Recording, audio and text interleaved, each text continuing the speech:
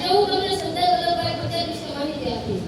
સરદાર વલ્લભભાઈ પટેલનો જન્મ 31 ઓક્ટોબર 1875 થયો હતો અને નડિયાદમાં થયો હતો.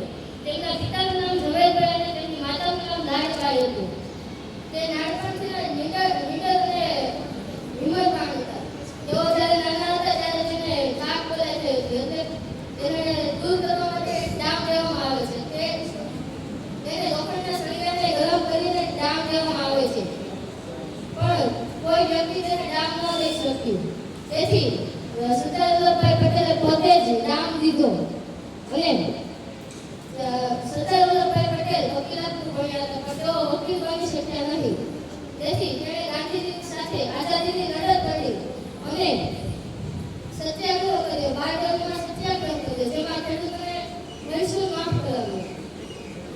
ત્યારથી જ બધા દેશોને ભેગા ભારત સંઘ બનાવ્યો અને તે આઝાદ થઈ ગયું દેશ પછી તેઓ ભારતના નાયબ વડાપ્રધાન હતા.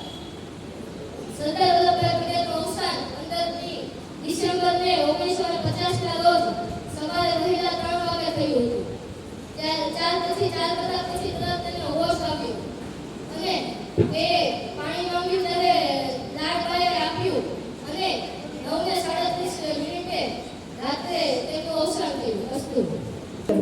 તો આદર્શ વિદ્યાર્થીની વાત આવે એટલે સૌપ્રથમ આપણે આદર્શ લક્ષણોને ધ્યાનમાં લઈએ છીએ.